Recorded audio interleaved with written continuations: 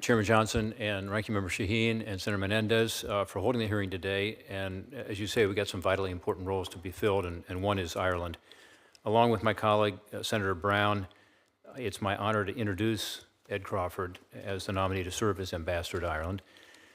I'm happy to see that Mary is with us today too, his wife and his son and daughter-in-law and grandchildren.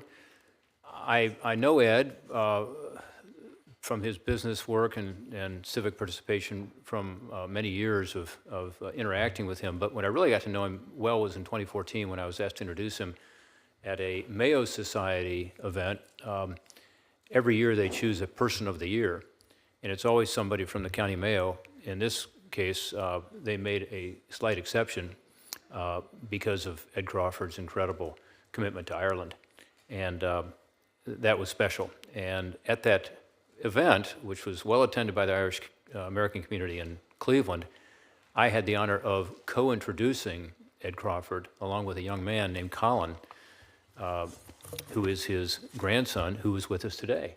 He was about 3 feet shorter then, but he was the same Colin, and so I'm glad that Colin Crawford is with us here today too. Mr. Chairman, you look at Ed's biography, he's been president, CEO, or director of so many successful companies, philanthropic organizations. He's worked tirelessly to improve his community, not just by building his business from the ground up, but also being very involved in the community and again, providing great jobs for the people of Cleveland. He's very proud of his Irish-American heritage. As you might imagine, having gotten the Mayo Society Award, he's been involved with that. It was said in 2016 that there were about 32 million Americans who claimed Irish heritage. I think half of them are in Cleveland, Ohio, and I think Ed knows most of them. He's really active in Irish-American civic groups, was a driving force behind the Irish Garden Club of Cleveland's, which is dedicated to preserving the magnificent Irish cultural garden, which some of you may have seen when you visited Cleveland. Ed was a founding member and served as its president. These affiliations represent just a small portion of his charitable work, so he's been so involved in the betterment of Cleveland, the people of Ohio, and has a track record to prove it. He's highly qualified. I'm confident he's the right person to serve as our ambassador to Ireland. Maybe more importantly, the Irish want him, and they're eager to get him there.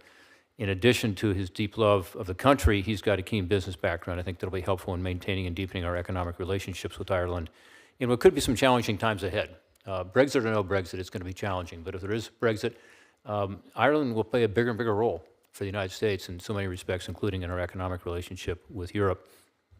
It's got a dynamic, diverse economy already. We're their #1 source of foreign direct investment, the United States of America. We're second in terms of our export goods. So Ireland and the United States have so many close economic ties. And as we navigate the challenges, again, associated with the future, I'm glad that someone of his acumen and relationship with the president has the opportunity to be in that ambassadorial role should he be confirmed. There's a great deal to be said about the role of personal relationships in international diplomacy. I've certainly seen that in my experience, and I will say Ed Crawford also has the natural Irish gift of gab, maybe I should say. He gets along with people, having kissed the Blarney Stone a time or two in his travels.